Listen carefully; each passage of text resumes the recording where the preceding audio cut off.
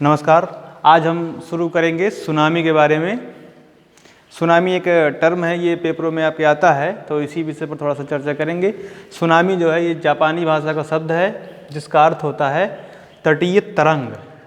अगर हम देखें तो इसमें टी शब्द साइलेंट रहता है, तो टी सुनामी टाइप लिखा रहता है, उसको टी साइलेंट है तो उसको हम सुनामी से ही समझेंगे।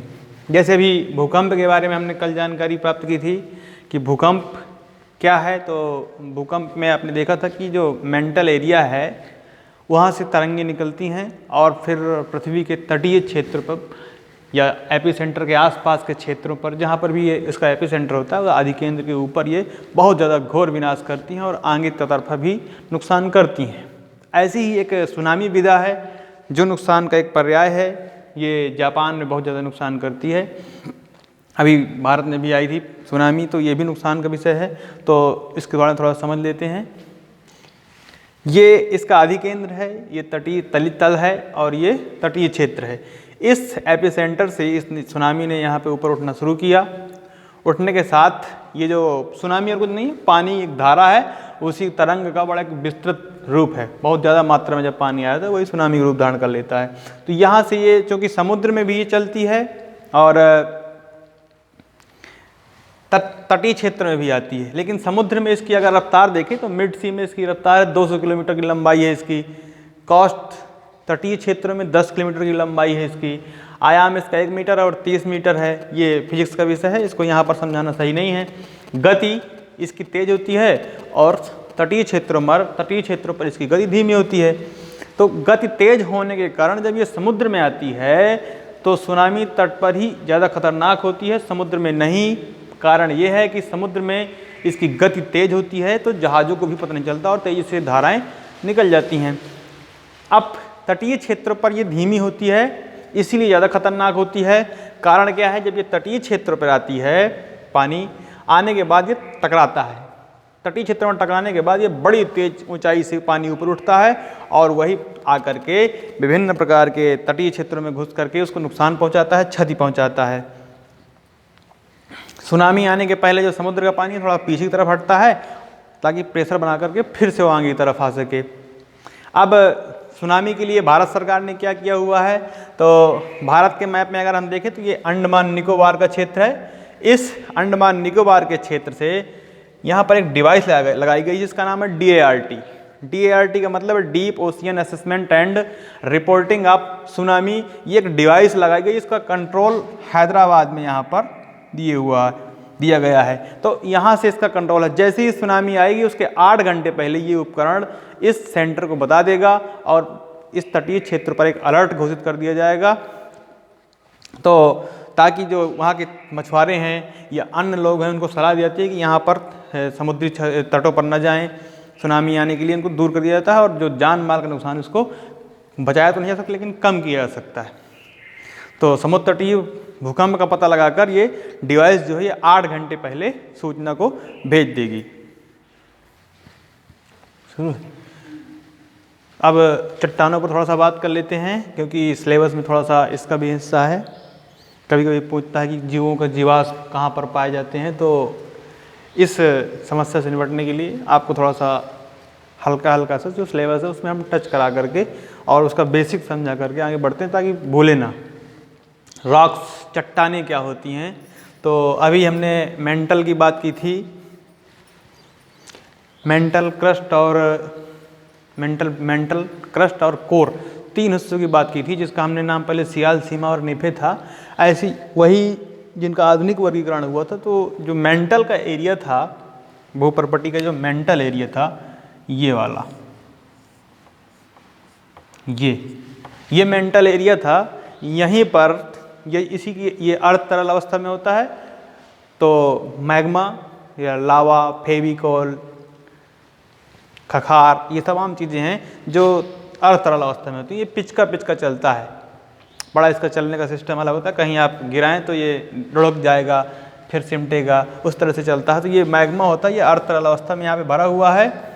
अब इसका कारण क्या है, जो प्लेट विवर्तनिकी होती है, टेक्टोनिक्स, जो प्लेटों को खिसकना होता है, जब प्लेटें एक दूसरे से आपस में हटती हैं, दूर जाती हैं, दूर जाने के बाद एक जगह टाइप की बनती है, उस जगह से ये जो गर्म अवस्था में लावा मैग्मा भरा हुआ है ये यहाँ से निकल जाता है। निकलने के बाद जब ये तट पर आता है, बाहर आता है, तब ये लावा के रूप में ठंडा होने के बाद लावा बन जाता है। लावा बन जाता है। लावा जो है ये जब जम जाता है तो ये आग्नेय चट्टानों का रूप ले लेता है, और ये आग्नेय जो चट्टानें हैं इन्हीं को हम प्राथमिक चट्टानें या आग्नेय चट्टानों के नाम से जानते हैं, क्योंकि ये ऊपरी भूपर्पटी में विभिन्न प्रकार की धातुएं पाई जाती हैं। उन धातुओं से इसका जो ये वहीं से निकल के आता है, इसीलिए इसमें वो धातुएं भी समाहित रहती हैं, और इन्हीं चट्टानों पर ही ग्रेनाइट, बेसाल्ट और धातुएं पाई जाती हैं। जो ग्रे कलर का होगा वो ग्रेनाइट, जो ब्लैक कलर का वो पत्थर होगा वो बेसाल्ट। अब जो धातुएं हैं ये धातुएं भी इसी में मिक्स रहती हैं, क्योंकि भूपर्पटी से ही ये बह करके नीचे आता है। तो ये पत्थर की चट्टानें हैं। अब हमने एक विधा पढ़ा था निक्षेपण। निक्षेपण क्या होता है? जब टूट करके पदार्थ कोई किसी जगह पर आकर के इकट्ठा हो जाता है तो उसको हम निक्षेपण या डिपोजिशन कहते हैं।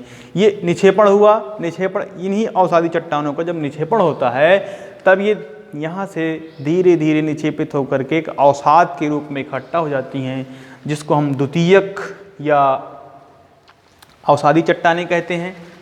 अब इसको हम ऐसे समझ सकते हैं जैसे घूर होता है, ऊपर से धीरे धीरे धीरे धीरे उसमें डाला गया और वो एक बड़ा सा बन जाता है। ऐसे ही ये अवसाद हैं, क्योंकि अब वो कोड़े का होता है और ये होता है आग्नेय चट्टानों के टूटने से। निचला हिस्सा घिस करके रगड़ करके जब ये अवसादी रूप में इकट्ठा हो जाता है, अब इकट्ठा होते होते धीरे धीरे धीरे धीरे इकट्ठा हो जाता है, इसको हम द्वितीयक चट्टान बोलेंगे। इसलिए इन्हीं को परतदार चट्टानें बोलेंगे, क्योंकि पहले से कुछ निक्षेपित हुआ, फिर मिट्टी आ गई बीच में, फिर निक्षेपित हुआ, फिर कुछ दूसरा आ गया। ऐसे ही आते आते ये इनमें बीच में परतें बन जाती हैं। परिणाम स्वरूप इनको हम अवसादी चट्टान कहेंगे। अब जीवाश्म ईंधन इन्हीं पर पाया जाता है। किसी जीव का अस्थि पंजर पाया जाएगा तो अवसादी चट्टानों पर ही पाया जाएगा। प्रश्न पूछता है कि किसी जीव का अस्थि पंजर या किसी जानवर का अस्थि पंजर तीनों में से किस चट्टान पर पाया जाएगा? तो बड़ा सीधा सा बात है कि आग्नेय चट्टानों में तो पाया जाना संभव नहीं है, क्योंकि गर्म लावा के बाद बनता है। इसमें धातुएं तो पाई जाएंगी, लेकिन जीवाश्म ईंधन संभव नहीं है। जीवाश्म ईंधन इन्हीं चट्टानों पर पाया जाएगा, अवसादी चट्टानों पर, क्योंकि ये धीरे धीरे निक्षेपित होकर के इकट्ठा हो जाती हैं। अब हम बात करते हैं रूपांतरित चट्टानों की। इनको तृतीयक चट्टानें बोलते हैं, रूपांतरित। उसका ये जो अवसादी चट्टानें हैं, इनके जो अवसाद इकट्ठा हुआ आग्नेय चट्टानें हैं, अवसादी चट्टानें, इनका प्रेशर है, ऊपर से दबाव है, और नीचे पृथ्वी का जो क्षेत्र है वो गर्म है। ये एरिया गर्म है, और इसी गर्मी से ताप और दाब जब इकट्ठा होता है तब ये जो चट्टानें हैं इनका दोनों का रूप बदल जाता है। ताप और दाब के कारण ये चट्टानों का रूप बदल जाता है, इसीलिए इसको रूपांतरित चट्टान कहते हैं। इसमें किसी भी प्रकार का जीवन संभव नहीं है, और ये संगमरमर बनता है ये इसी से बनता है, इन्हीं चट्टानों से ही बनता है। अब हम थोड़ा सा इसमें समझ लेते हैं। आग्नेय चट्टानों पर मैग्मा ठंडा होकर जब लावा बनता है, जिससे आग्नेय चट्टान का निर्माण होता है, ये ग्रेफाइट ग्रे कलर की होती है, बेसाल्ट काले कलर का होता है। अवसादी चट्टानों पर इन्हीं के नीचे निक्षेपित होने के बाद बनता है। इसमें कोयला पाया जाएगा, पेट्रोलियम पदार्थ पाए जाएंगे, बलुआ पत्थर पाया जाएगा, जीवाश्म ईंधन पाए जाएंगे। ये सारी चीज़ें यहीं पर संभव है। रूपांतरित चट्टान ताप और दाब के कारण इसका रूप बदल जाता है, और ये सबसे। अब इनका कठोरता का क्रम देखते हैं थोड़ा सा, चलने दो। इन चट्टानों का जो मजबूती का क्रम है वो इस प्रकार है। सबसे पहले रूपांतरित चट्टान, ये सबसे ज़्यादा मजबूत होगी। इसके बाद मजबूत होगी आग्नेय चट्टान, और इसके बाद अवसादी चट्टान। तो अगर पेपर में क्रम पूछता है तो यही क्रम है। सबसे मजबूत रूपांतरित चट्टान, फिर आग्नेय चट्टान, और फिर अवसादी चट्टान। अब ये प्रश्न के ऊपर है कि प्रश्न कैसा पूछता है, लेकिन अधिकतम प्रश्न यही पूछता है कि जीवाश्म या जीवाश्म ईंधन, पेट्रोलियम, कोयला, ये तमाम चीज़ें किस में पाई जाएंगी? तो अवसादी चट्टान में पाई जाएंगी। आग्नेय चट्टान में धातुएं और बेसाल्ट और ग्रेफाइट, ये पत्थर पाए जाएंगे।